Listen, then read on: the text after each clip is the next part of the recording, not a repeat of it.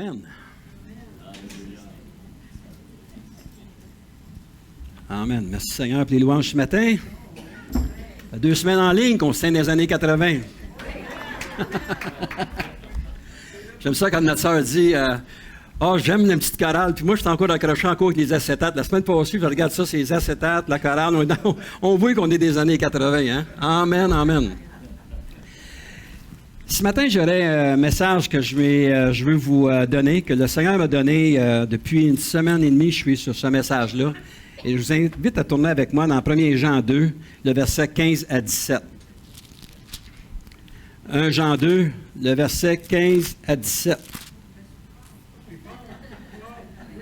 Non, c'est oui, je suis fort, c'est ça qui est marqué? Non, c'est ça. Comment demeurer fort, je pourrais dire? Le titre du message ce matin, c'est « Les attraits du monde et les dangers ». Donc, la parole nous dit « N'aimez point le monde, ni les choses qui sont dans le monde. Si quelqu'un aime le monde, l'amour du Père n'est point en lui. Car tout ce qui est dans le monde, la convoitise de la chair, la convoitise des yeux et l'orgueil de la vie, ne vient point du Père, mais vient du monde. Et le monde passe et sa convoitise aussi, mais celui qui fait la volonté de Dieu demeure éternellement. » Seigneur, merci encore une fois pour ta parole. Merci pour le bon temps qu'on passe dans ta présence, Seigneur, ce matin. Et Père, je te prie que ta parole puisse parler à nos cœurs, Seigneur, surtout dans ces temps de festivités qui se pointent à tous et chacun, allant dans chacune de nos familles, Seigneur. Je te prie que tu puisses placer le message que tu m'as donné, Seigneur, que je puisse le donner avec exactitude, Seigneur. Merci encore une fois, Seigneur, pour ta parole. Et merci, Seigneur, pour ton esprit qui a écrit cette parole, Seigneur, et la fidélité de tes serviteurs aussi qui ont mis cette parole-là dans une forme papier afin que l'on puisse la lire, la méditer et la comprendre, Père. Et c'est dans le nom de Jésus qu'on a prié. Amen. Donc, les attraits du monde et les dangers. Je dois avouer, frères et sœurs, que ce message-là m'a gardé réveillé plusieurs nuits. Même cette nuit encore, je me débattais avec le message. Vous savez, lorsque le Seigneur nous place un message dans notre cœur, et puis, c'est parce que ce n'est pas un message qui va avec ce qui se passe dans le monde entier à l'heure où on se parle. Et les attraits du monde sont de plus en plus fréquents.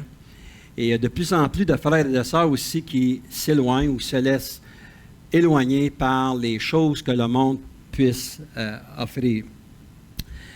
Et lorsque je suis encore dans mon étude dans les 3 épîtres de Jean et les 3 premiers livres aussi de l'Apocalypse qui ont été écrits par le même auteur, et j'essaie de comprendre et de voir un peu comment l'Esprit de Dieu veut ramener ça dans une situation où on est capable de comprendre. Et lorsqu'on parle des attraits du monde, mais c'est quelque chose qui me touche beaucoup parce que dans les années, possiblement vous aussi, il y a combien de gens que l'on connaît qui ont suivi le Seigneur et que pour toutes sortes de raisons, ils se sont éloignés du Seigneur. Et ça a commencé, comme je disais la semaine passée, une goutte à la fois. Mais l'apôtre Jean, qui est réputé pour être un apôtre de l'amour, aime tellement l'Église, aime tellement les frères et les sœurs qu'il ne se gêne pas d'écrire certaines lumières rouges qui doivent se placer devant nous dans notre démarche avec le Seigneur. Oui, le Seigneur pardonne. Oui, le Seigneur veut nous pardonner, veut nous bénir par son Saint-Esprit. Mais aussi, il y a des situations dans notre vie qu'il faut faire attention si on ne veut pas s'éloigner du Seigneur. Peut-être que ce n'est pas notre situation ce matin. Peut-être qu'on est bien ancré avec le Seigneur. Peut-être qu'on est en selle depuis 25, 30, 40, 50, 60 ans. Peut-être. Je ne sais pas. Je ne connais pas la vie des gens en particulier. Puis ce n'est pas mon intention de connaître votre vie. Mais il y a une chose est certaine, que le Saint-Esprit parle encore à son Église. Et le Saint-Esprit veut se manifester dans son Église plus que jamais. L'amour est souvent aperçu comme un coup de foudre, mais cette idée de pensée n'est pas réellement ce que plusieurs personnes vont faire les choses. Personnellement, je crois que l'amour, c'est un processus pour bâtir un amour qui soit durable. Si on va par rapport aux fréquentations, ça va faire, je suis dans ma 50e année avec mon épouse et je remercie le Seigneur pour la force qu'il nous a donné d'être capable de continuer ensemble parce que ça n'a pas toujours été nécessairement facile. Mais si on regarde l'amour normal dans une vie, ça commence par une amitié. On bâtit une amitié avec quelqu'un ou quelqu'une, je peux m'exprimer comme ceci, afin qu'on puisse aller un petit peu plus loin dans notre relation avec cette personne-là. Ensuite de ça, on commence à se courtiser. On commence à se fréquenter, donc ça devient de plus en plus bénissant pour un couple. Pour les hommes, ça devient de plus en plus onéreux comme coup, parce que c'est là, normalement, qu'on met beaucoup plus de gasoline dans nos autos pour aller visiter notre blonde. Moi, Diane demeurait à 20 km de chez nous, puis c'était 7 jours par semaine que j'allais la voir. Donc, j'ai encouragé Esso et Shell et toutes ces compagnies-là. Mais j'étais en amour, donc je voulais la courtiser, je voulais lui montrer que c'était pas 2 piastres d'essence qu'on mettait dans ce moment-là qui était pour m'arrêter. J'étais pas allé jusqu'au bout pour la courtiser. Ensuite, il y a une éclosion qui se produit dans l'amour. C'est rendu à un point qu'on n'est plus capable de vivre sans la présence de notre conjoint ou de notre conjointe. On veut s'approcher de cette personne-là. Moi, j'ai demandé ma femme 3 fois en mariage. Et 2 fois, elle a dit non. La 3e fois, c'était tu prends le package ou tu l'oublies. Fait que moi, je voulais me marier. Elle a dit oui, merci Seigneur, c'est la bonne chose, c'est le bon choix qu'elle a fait. Puis moi, je pense que c'est le bon choix que j'ai fait. Mais après ça, c'est un engagement. Je vais plutôt mettre l'emphase sur l'engagement. Aujourd'hui, on ne voit plus d'engagement trop. Aujourd'hui, les gens, ils passent même pas de l'amitié, ils vont commencer à courtiser tout de suite. Puis si c'est possible de sauter ces étapes-là, ils vont aller s'accoter avec quelqu'un, pensant que c'est l'amour de leur vie, et puis ils vont s'en aller aveugles. Je ne dis pas qu'il n'y a pas des situations qui n'ont pas été favorables pour ces personnes-là. Mais moi, ce que je veux mettre l'emphase, c'est sur voyons, j'ai perdu mon mot, notre engagement par rapport au Seigneur. Autant qu'on fait un engagement par rapport à mon épouse, je te marie pour le meilleur, pour le pire, même si pendant peut-être X nombre d'années, elle a vécu le pire, notre amour a demeuré le même. Donc, l'engagement avait été pris. On se tient par la main jusqu'au bout, parce que le Seigneur, merci Seigneur qu'à travers cela, j'ai eu à connaître le Seigneur Jésus, ce qui nous a drôlement aidés pour la survie de notre couple. Mais ici, si je reviens à mon texte de ce matin, l'apôtre Jean parle à l'Église. Et comme je vous disais, que la première lettre qu'il a écrite dans l'Apocalypse, au chapitre 2, c'était justement à Éphèse, l'endroit où il était présent, au moment où il écrit ces épîtres-là. Il était à Éphèse après avoir passé un séjour sur l'île de Patmos. On va lire ensemble, si vous voulez bien, l'Apocalypse 2 et le verset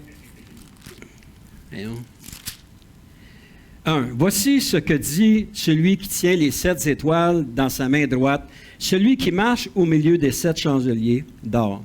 Je connais tes œuvres, ton travail, ta persévérance. Je sais que tu ne peux supporter les méchants, que tu as éprouvé ceux qui se disent apôtres et qui ne le sont pas, et que tu les as trouvés menteurs, que tu as de la persévérance, que tu as souffert à cause de mon nom, et que tu ne t'es point lassé. Mais ce que j'ai contre toi, c'est que tu as abandonné ton premier amour. Souviens-toi donc d'où tu es tombé. Repens-toi et pratique les premières œuvres, sinon je viendrai à toi et je t'ôterai ton chandelier de sa place, à moins que tu ne te repentes. Tu as pourtant ceci, c'est que tu es les œuvres des Nicolaïtes, œuvres que je hais aussi, que celui qui a des oreilles entende ce que l'Esprit dit aux églises. À celui qui vaincra, je donnerai à manger de l'arbre de vie qui est dans le paradis de Dieu. Donc, on voit que, sorti de l'île de Patmos, l'apôtre Jean est à Éphèse. Et ce que j'essaie de faire avec cela, c'est d'amalgamer un peu ce qui s'est écrit avant que ces épîtres s'écrivent, c'est-à-dire que Jean avait une direction claire, nette et précise du Saint-Esprit, que l'Église était pour vivre des difficultés. L'Église, c'est nous, comme notre sœur nous disait, nous sommes l'Église de Christ. Et que chacun de nous, on a beau être en ombre, mais que chacun, on vit une vie avec le Seigneur. Et des fois, il y a des situations dans notre vie qui sont difficiles à comprendre. Il y a des situations qui nous arrivent aussi dans la vie qui peuvent nous porter des fois à ignorer notre premier amour et se laisser tenter vers les choses du monde. Pour un chrétien, il y a un amour que nous devons travailler à garder. C'est notre premier amour avec le Seigneur. Ça, c'est primordial. Lorsqu'on se donne à Jésus, lorsqu'on accepte Jésus comme Seigneur et Sauveur de notre vie, il y a ce lien-là qui vient se joindre à nous dans notre cœur, c'est-à-dire l'amour de Christ. Et cet amour-là, on doit le faire fructifier. On doit avancer davantage en aimant davantage le Seigneur. C'est pour ça, tantôt, je vais vous parler aussi, il y a ce que les gens peuvent penser avec les fréquentations avec les gens du monde. Je peux vous dire une chose, que lorsque nous sommes remplis de l'amour de Dieu, lorsque nous vivons selon les principes de Dieu, il n'y a aucun danger pour aller partager la parole avec quelqu'un qui ne connaît pas le Seigneur. Parce qu'on a son amour et ce que lui essaie de nous faire comprendre, ça ne nous atteindra jamais. Parce qu'on sait que le Seigneur vit dans notre cœur. Mais l'Église a besoin de sortir de ses bancs et de retourner dans le monde et d'évangéliser le monde, de faire connaître à tout le monde l'amour de Christ. Si nous prenons pas le temps de travailler cet amour, il y a un risque que cet amour s'atténue et disparaisse. Je vais vous emmener des exemples tantôt bibliques, mais aussi des expériences que j'ai connues avec des frères et des sœurs dans le Seigneur, sans nommer de nom, comment ces gens-là ont été impliqués au ministère, comment ces gens-là ont été bénissants pour tous ceux et celles qui les entendaient, mais qu'aujourd'hui ne sont plus avec le Seigneur. Je ne connais pas la situation présente, mais comme un peu la prière que notre frère faisait ce matin, on peut toujours revenir. Il n'est jamais trop tard. Et c'est ça l'amour de Dieu qu'il veut qu'on puisse recevoir. Dans cette lettre aux églises, l'apôtre Jean a certainement vu comment un refroidissement guettait l'Église, car l'Église a commencé à se laisser tenter par l'amour du monde. La parole nous dit que nous devons aimer nos ennemis. C'est vrai, mais pour être capable d'aimer nos ennemis, nous devons premièrement être en mesure d'accepter l'amour de Dieu. Avant de commencer à sortir et de retourner dans le monde pour évangéliser, parce qu'il y a des choses que j'ai eu à accomplir dans ma vie, nous devons accepter cet amour de Dieu-là. Cet amour-là qui est inconditionnel. Et c'est pas un amour qui va nous enlever, nous soustraire de sa présence. Quand je suis venu au Seigneur, il y a des gens avec qui on faisait des activités la fin de semaine. C'était mes chums. On était toujours en couple et on avait toujours du plaisir.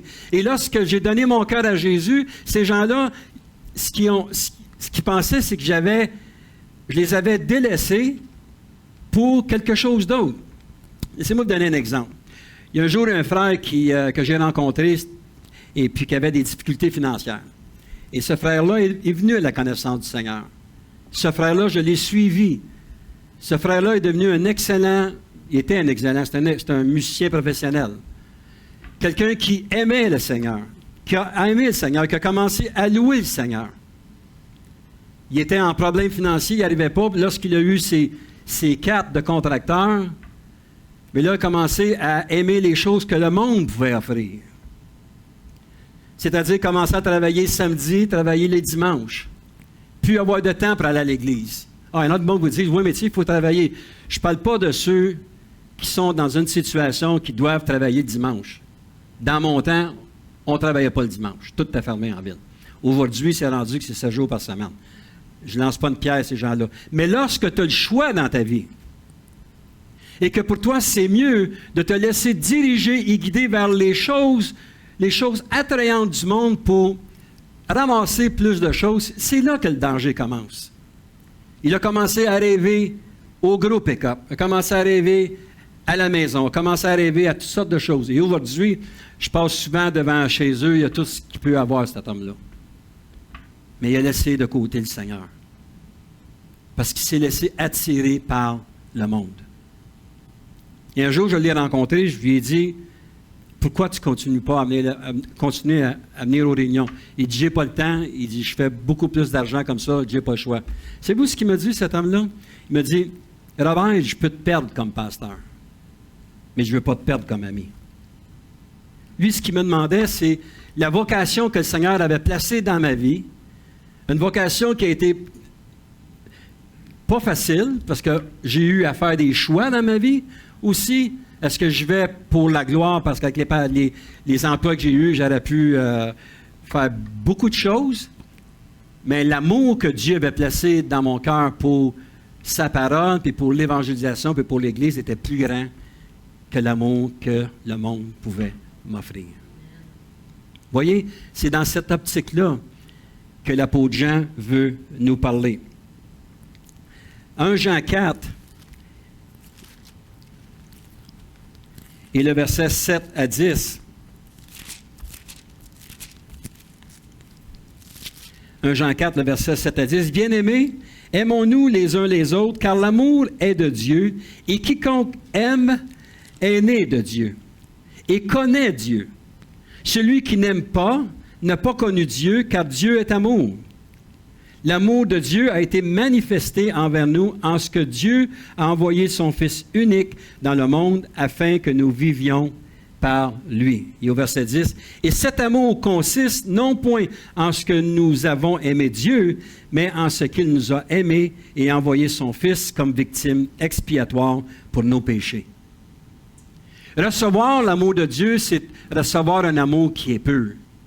Que même dans la situation où on était avant, même dans la situation des péchés les plus horribles qu'on pouvait commettre, l'amour de Dieu est venu s'installer dans chacun de nos cœurs afin que notre vie soit changée et que notre vie soit transformée. Donc, si on revient à 1 Jean 2, le verset 15 et 16, « N'aimez point le monde, ni les choses qui sont dans le monde. Si quelqu'un aime le monde, l'amour du Père n'est point en lui. Car tout ce qui est dans le monde, la convoitise de la chair, la convoitise des yeux, l'orgueil de la vie, ne vient point du Père, mais vient du monde. » Quand l'apôtre Jean nous parle de ça ici, il ne dit pas d'haïr le monde comme j'haïs tous ceux qui se promènent sur la rue, ceux qui ne vont pas à l'église. C'est pas ce qu'il veut dire. C'est les attraits que le monde nous amène. Et ces attraits-là sont la convoitise de la chair, la convoitise des yeux et l'orgueil de la vie. Et ça, c'est trois points culminants qu'un enfant de Dieu doit prendre garde. De ne pas se laisser entourer ou imbiber de gens qui vont tenter de nous éloigner de l'amour du Père qu'il nous a donné. Nous sommes environnés d'un système mondial, frères et sœurs, qui est inimitié face à Dieu. Ce système mondial nous invite à s'épanouir dans leur système, tandis que l'amour de Dieu nous lance un appel à la maturité. Aimer Dieu, frères et sœurs, c'est pas de faire 56 000 choses pour le Seigneur. C'est de maturer en lui. D'aimer sa parole, d'aimer sa louange, comme on a chanté ce matin. D'aimer le suivre. De l'aimer, pourquoi? On l'aime tellement parce que, autant comme j'ai nommé tantôt les phases de fréquentation, un jour nous allons être avec lui pour l'éternité. Et l'Église se doit d'aimer ce jour-là qui s'en vient à grands pas. Et si on continue à avoir cela dans notre cœur, bien, on va s'éloigner de plus en plus des choses qui veulent nous éloigner. Acte 17 et le verset 24.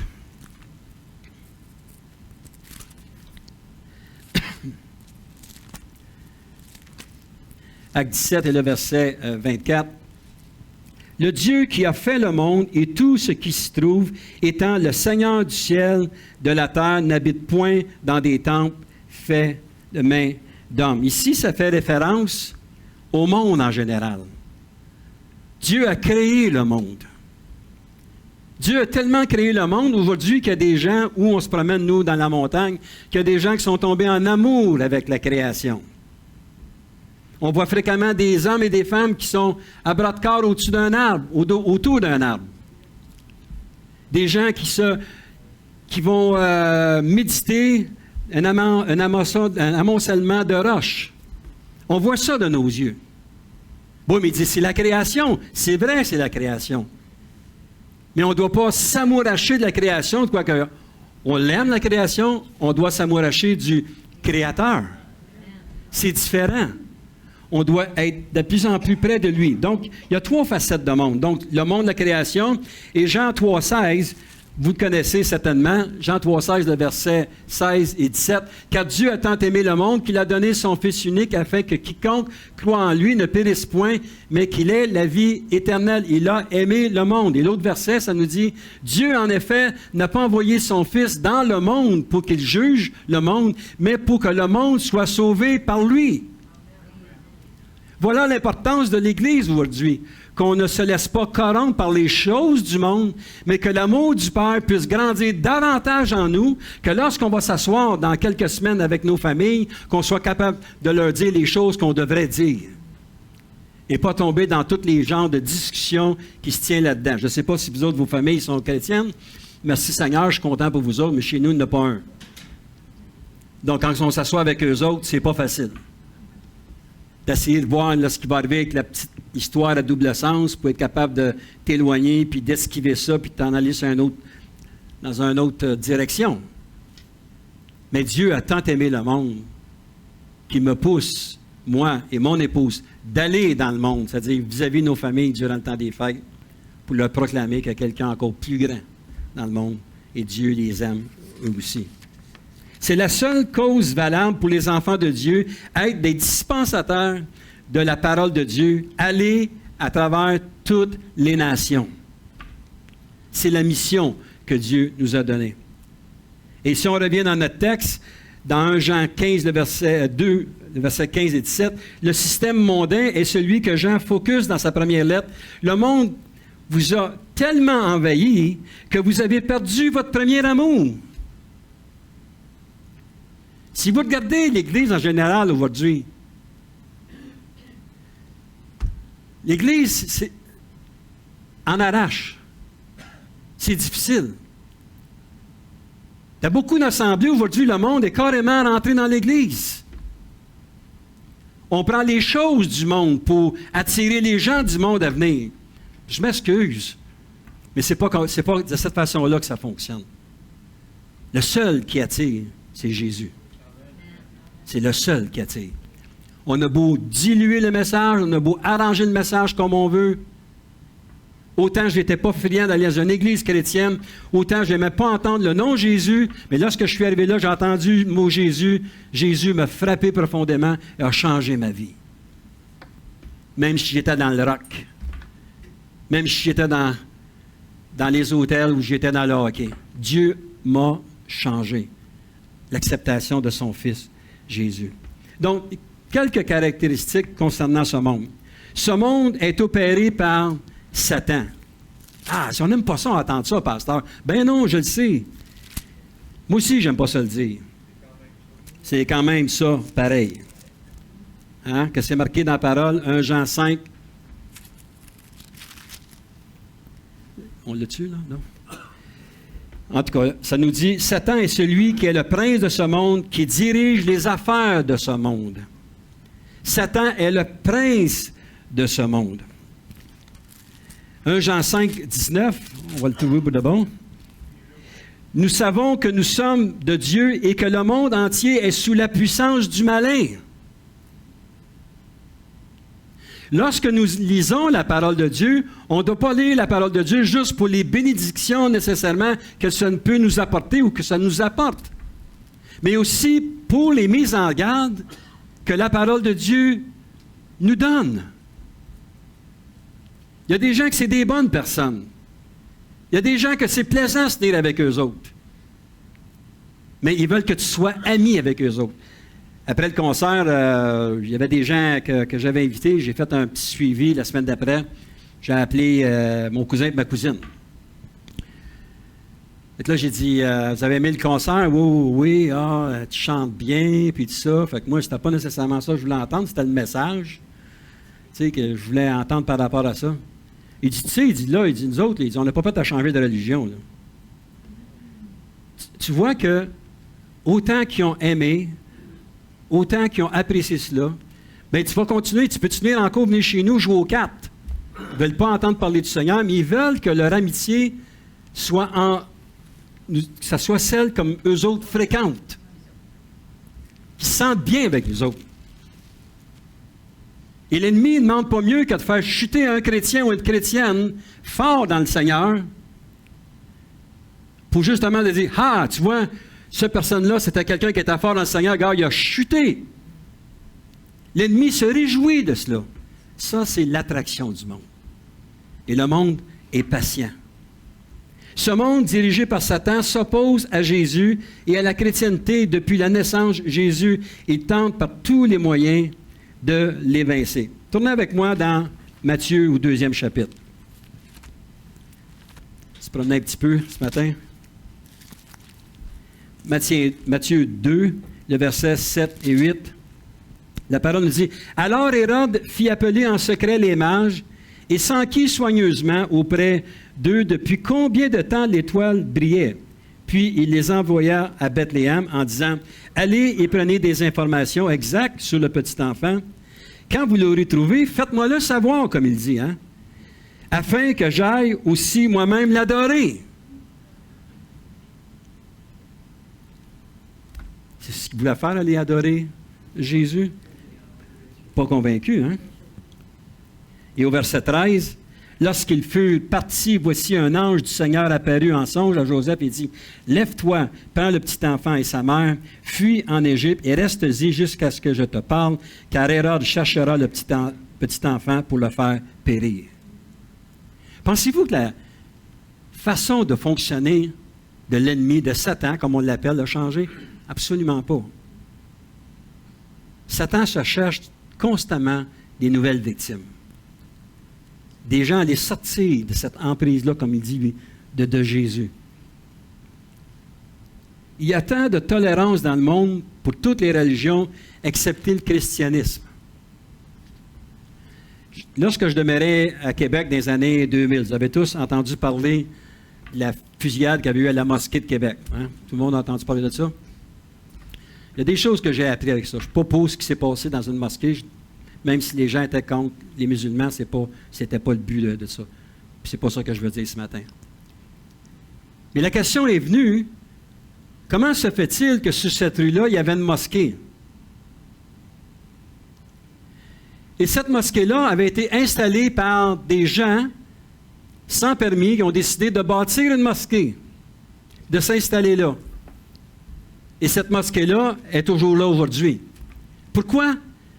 Parce que les autorités de la ville avaient de la difficulté à faire suivre le règlement par rapport à une mosquée sur une rue passante comme ça. Il n'y avait pas de droit de s'installer là.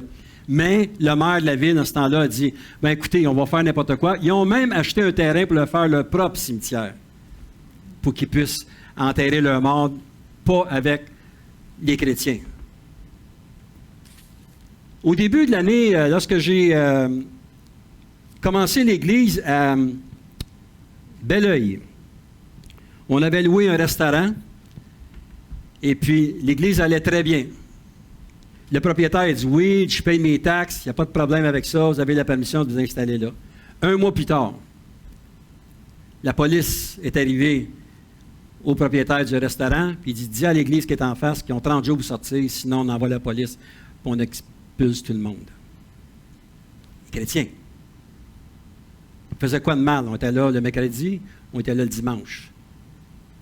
Donc, voyez-vous comment que le malin va travailler des choses? Le malin, à la base, va nous faire sentir à l'aise avec les choses, les pratiques qu'il y a. Puis lorsqu'il est capable de nous enlever un petit peu de là, il va tenter de nous prendre, de nous mettre cette emprise-là sur nous, puis de nous évincer des mains de Dieu. La parole dit, il n'y a personne qui peut t'enlever de la main de Dieu. Hein? C'est ce que la parole de Dieu dit. La parole ne dit pas que toi, tu ne peux pas sortir de la main de Dieu. On se doit, frères et sœurs, d'être vigilants dans les derniers temps. Je sais que peut-être pour plusieurs ce matin, ce n'est pas quelque chose de facile, on s'entend peut-être à d'autres choses, mais moi, le Saint-Esprit me parlait tellement fort pour justement lancer un appel à l'Église. Peut-être pas notre Église, parce que peut-être que tout va bien, mais peut-être pour ceux qui nous entendent sur le web aussi. des gens qui se convertissent, qui reviennent au Seigneur.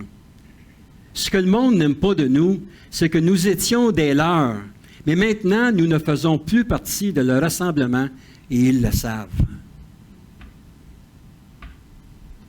Mes amis, je les ai toutes perdues, un par un. Ça l'a critiqué, ça l'a parlé contre moi.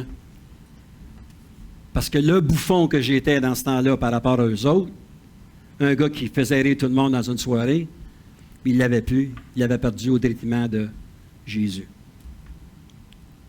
Ils ont tenté par toutes sortes de façons. Non, on ne changera pas d'idée. On a connu Jésus et on va vivre avec le Seigneur. Deuxième point, les conséquences, nous aimons le monde, comme ça nous est écrit 1 Jean 2,15.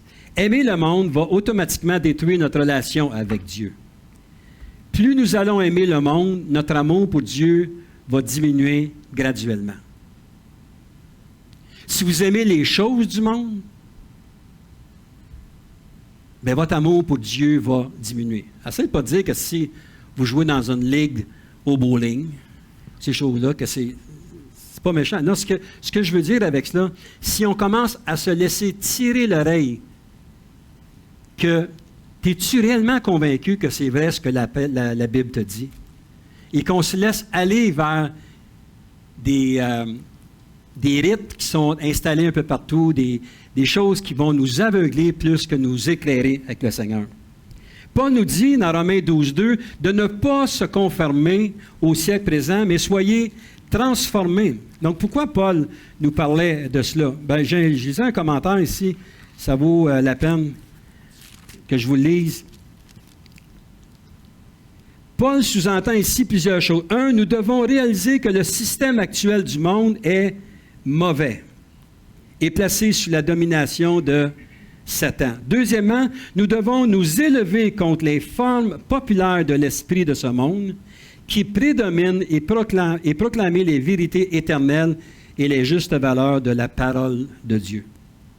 Troisième point, nous devons mépriser ce qui est mauvais, aimer ce qui est juste. Et quatrièmement, notre esprit doit se conformer au mode de pensée de Dieu. On doit continuer à bénir l'Éternel, ô mon âme.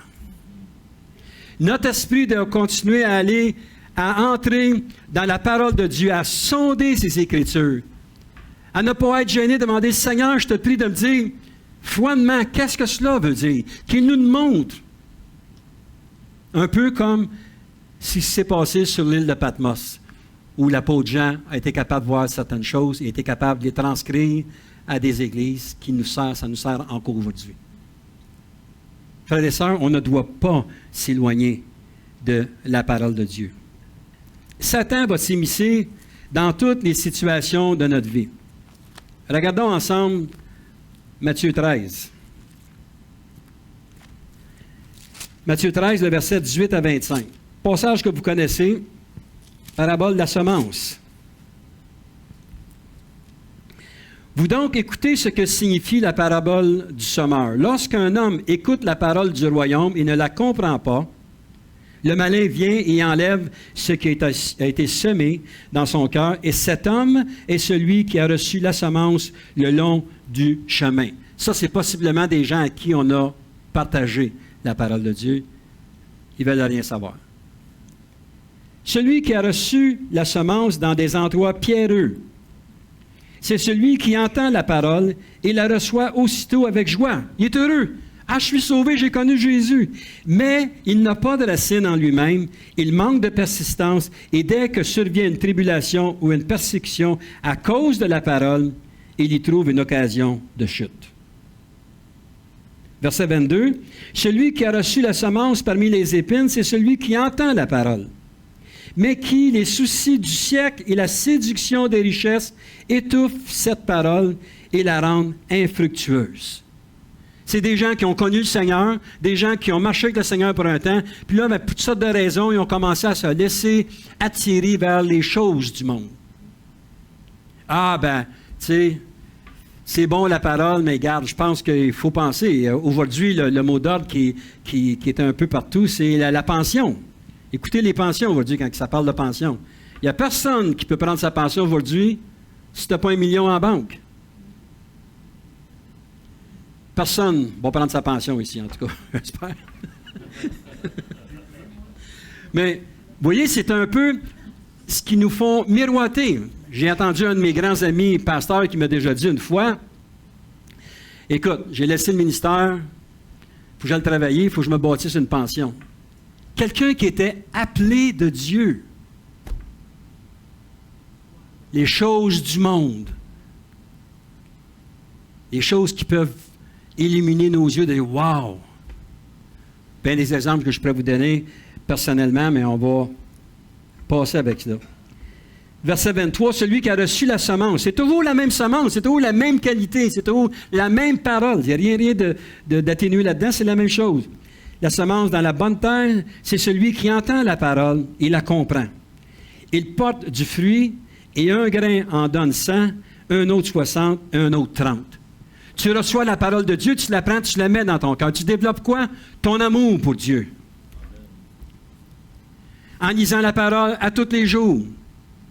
Ne jamais cesser de lire la parole, même si on a de la difficulté à comprendre. Mais on bâtit cette relation-là avec Dieu.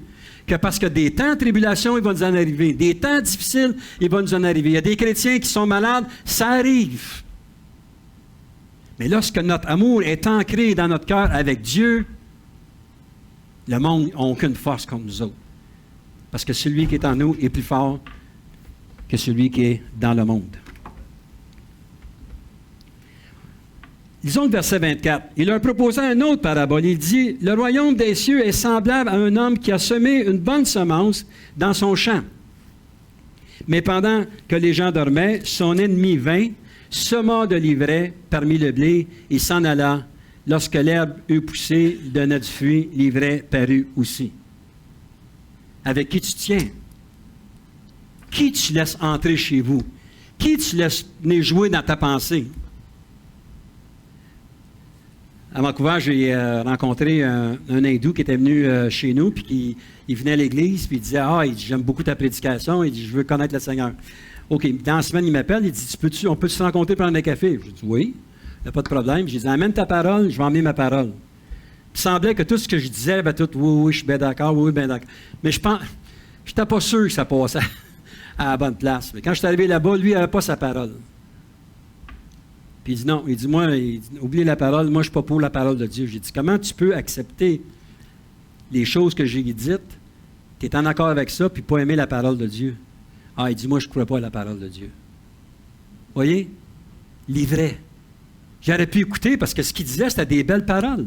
C'était des choses qui étaient réellement là, plaisantes à entendre. Là, nous, c'est l'amour, on aime ci, on aime ça. De toute façon, je ne veux pas aller plus loin que ça, mais c'est ça qui se passe dans notre vie.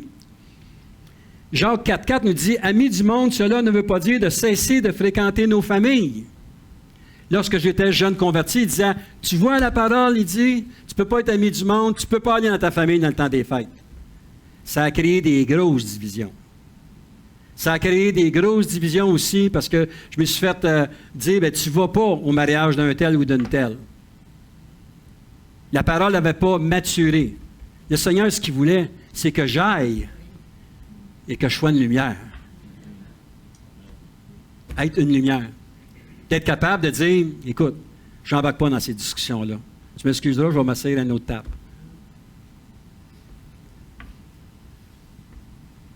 Amis du monde.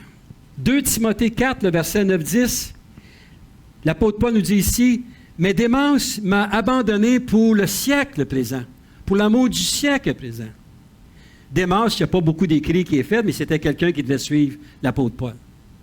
Il s'est éloigné pour accéder à quoi? Au siècle présent. Matthieu 6, le verset 24, on ne peut pas servir Dieu et Mammon. Encore là. Est-ce que Dieu est contre l'argent? Non. Est-ce que Dieu est contre ceux et celles qui ont beaucoup d'argent? Absolument pas. Je connais des gens qui ont beaucoup d'argent et qui aident. Mais je connais des gens qui connaissaient le Seigneur, qui sont devenus avec beaucoup d'argent puis qui se sont éloignés du Seigneur.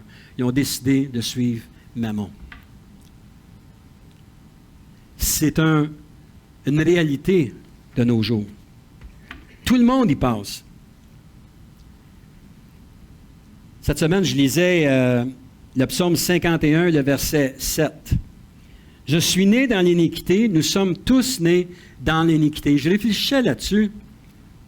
Il y a 3 personnes qui sont nées sur cette terre qui n'ont pas été par le côté normal. On connaît Jésus. Jésus est venu normalement par une femme, mais sa fécondation venait du Saint-Esprit. Donc, on peut l'exclure. Il y en a 2 autres aussi. Adam et Ève. Adam et Ève, si on regarde au début de la Genèse, c'est marqué « Faisons-les à notre image ». Donc, si Dieu les a faites à son image, Dieu n'avait aucune trace de péché, donc il n'a pas insufflé le péché dans la chair d'Adam et Ève. Mais qu'est-ce qui s'est passé? Mais c'est comme on lit dans 1 Jean 2, le verset 16, qui nous dit ici, « Car tout ce qui est dans le monde, la convoitise de la chair, la convoitise des yeux et l'orgueil de la vie ne vient point du Père, mais vient du monde. » Donc, il y a eu une convoitise qui s'est installée. Si on regarde dans Genèse 3.6, Ève a été attirée par le fruit. Elle a attiré son mari. Donc, il y en a qui vont dire, c'est-tu la faute d'Ève, c'est-tu la faute d'Adam? C'est la faute des deux. Les deux ont laissé la convoitise des yeux convoiter un fruit qui était défendu. Si eux n'avaient pas connu ce fruit-là, personnellement, on ne vivrait peut-être pas les situations que l'on vit à l'heure actuelle. Mais quand même, la convoitise des yeux. Des gens qui n'étaient pas conçus dans le péché. Des gens qui étaient à l'état parfait à la base. Attirés par la beauté. Si on regarde dans le psaume 73, un psaume que vous connaissez, le psaume d'Asaph. Le psaume 73 et le verset 3 à 5. « Car je portais envie aux insensés en voyant le bonheur des méchants. » Imaginez-vous, je portais envie aux insensés en voyant le bonheur des méchants. « Rien ne les tourmente jusqu'à leur mort et leur corps est chargé d'embonpoint. Ils n'ont aucune part aux souffrances humaines. Ils ne sont point frappés comme le reste des hommes. » Donc, lui, Asaph, les voyait comme à l'abri de tout. Asaph qui a mis ce psaume-là, qui connaissait Dieu, qui était attiré par ces choses-là. Au verset 16, il dit, « Quand j'ai réfléchi là-dessus, pour m'éclairer, la difficulté fut grande à mes yeux. » C'est sûr et certain. Quand tu commences à faire la séparation de ce qui est de Dieu, ce qui n'est pas de Dieu, tant qu'on marche avec Dieu puis qu'on reste avec Dieu, on a beaucoup moins de choses à débattre. Mais lorsqu'on commence à toucher avec les choses du monde, puis on continue à suivre Dieu, on devient dans une cacophonie où on a de la difficulté souvent à s'en défaire de cela. Il dit ici, « La difficulté fut grande à mes yeux jusqu'à ce que j'eusse pénétré dans les sanctuaires de Dieu et que j'eusse pris garde au sort final des méchants. » Lorsqu'on fait une rétrospection en dedans de nous et que l'amour du Père nous parle, l'amour du Père vient se déverser dans nous, qui sait ce que nous vivons, que les questionnements que l'on fait face, et que Dieu nous montre, écoute, regarde les sanctuaires, un peu comme le chant qu'on a fait, « Je ne peux qu'imaginer ». Commençons à rêver sur les choses qui s'en viennent. On peut comprendre humainement parlant certaines choses, mais on ne peut pas comprendre pleinement la beauté qui nous attend pour l'éternité, à la présence de Dieu. Et au verset 26, il dit, « Ma chair et mon cœur peuvent se consumer. Dieu sera toujours le rocher de mon cœur et mon partage, car voici ceux qui s'éloignent de toi périssent. Tu anéantis tous ceux qui te sont infidèles. Pour moi, m'approcher de Dieu, c'est mon bien. Je place mon refuge dans le Seigneur, l'Éternel, afin de raconter toutes tes œuvres. » M'approcher de Dieu, c'est mon bien. C'est ce que le Seigneur nous demande, de s'approcher de lui. Encore le temps de regarder un autre exemple, si on regarde encore une fois dans Matthieu 4. Imaginez-vous, Satan s'est attaqué directement à Jésus. Au verset 1 à 11, on va le lire rapidement. « Alors Jésus fut amené par l'Esprit dans le désert pour être tenté par le diable. Après avoir jeûné 40 jours et 40 nuits, il eut faim. Le tentateur s'étant approché, lui dit, « Si tu es le Fils de Dieu, ordonne ces pierres deviennent des pains. » Et Jésus lui répondit, « Il est écrit, l'homme ne vivra pas de pain seulement, mais de toute parole qui sort de ta bouche. » Donc Jésus a été quoi? Tenté par la vue. Il était attiré par ces pains-là. Le diable transporta dans la ville sainte, le plaça sur le haut du temple. Il lui dit, « Si tu es le Fils de Dieu, jette-toi en bas, car il est écrit, il donnera des ordres à ses anges à ton sujet. Ils te porteront sur tes mains, de peur que ton pied ne heurte contre une pierre. » Jésus lui dit, « Il est aussi écrit, tu ne tenteras point le Seigneur ton Dieu. » Donc, encore une fois, Satan utilise une autre situation pour tenter Dieu. Et au verset 8, le diable le transportant encore sur une haute montagne très élevée, lui montra tous les royaumes du monde et leur gloire. Il lui dit, « Je te donnerai toutes ces choses si tu te prosternes et tu m'adores. » Jésus lui dit, « Retire-toi de moi, Satan. » Ne pas dormir. Pouvons-nous nous imaginer qu'on va être sans persécution, nous, enfants de Dieu, lorsque le Fils de Dieu a été tenté de cette façon-là? Il l'a tenté jusqu'au bout, même à la croix, avec la coupe. Père, éloigne cette coupe. Et Jésus a dit, non pas ma volonté, mais que ta volonté s'accomplisse. En conclusion, ce matin, on doit s'évaluer. Je crois que les personnes les plus tristes dans le monde ne sont pas nécessairement les inconvertis au moment où on se parle, mais les chrétiens qui ont connu le Seigneur puis qui se sont éloignés.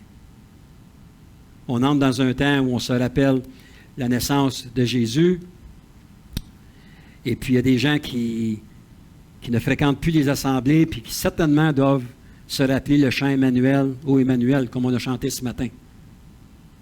Dieu avec nous. Où suis-je? Qu'est-ce qui se passe dans ma vie? C'est peut-être une opportunité pour chacun de nous d'aller les fréquenter et de tout simplement leur dire que l'amour de Dieu pour lui ou pour elle n'a pas changé, est le même. Car Dieu ne peut pas se renier. Il aime tous ses enfants. Et je pense que c'est important pour nous de s'approcher de Dieu davantage, frères et sœurs. Et comme cette mise en garde que l'apôtre Jean nous a donnée, de faire attention aux souillures du monde, comment nous aussi, qui croyons être forts, nous devons appliquer cela dans notre vie pour justement ne pas se laisser entacher par les choses du monde. Amen. J'aimerais inviter les musiciens, j'aimerais qu'on puisse chanter Emmanuel, Emmanuel.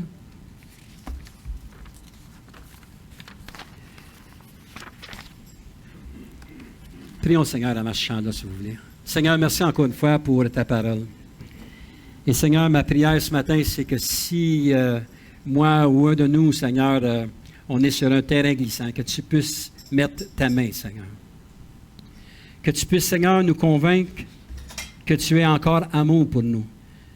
Que tu puisses nous convaincre aussi, Seigneur, que tu n'attends que l'on revienne à toi, qu'on se rapproche afin que tu puisses nous donner, Seigneur, cet héritage davantage. Pas que cet héritage, au moment où on se parle, est détruit pour l'éternité, mais il nous manque cet amour pour justement s'affermir en toi.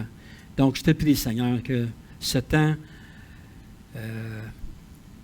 des fêtes, comme on les appelle, vont se propager un peu partout sur la terre entière, que ce soit un temps idéal, Seigneur, que l'on puisse témoigner ta grandeur, Seigneur. Témoigner, Seigneur, ton amour pour chacun de nous. Témoigner, Seigneur, que ton Saint-Esprit est là pour nous purifier, Seigneur. Est là pour nous fortifier, Seigneur. Seigneur, on remet notre vie entre tes mains. Et viens agir puissamment, mais donne-nous, Seigneur, par-dessus tout, un esprit bien disposé, Seigneur, à recevoir ta parole, Père. C'est dans le nom de Jésus qu'on a prié. Amen. Que le Seigneur vous bénisse.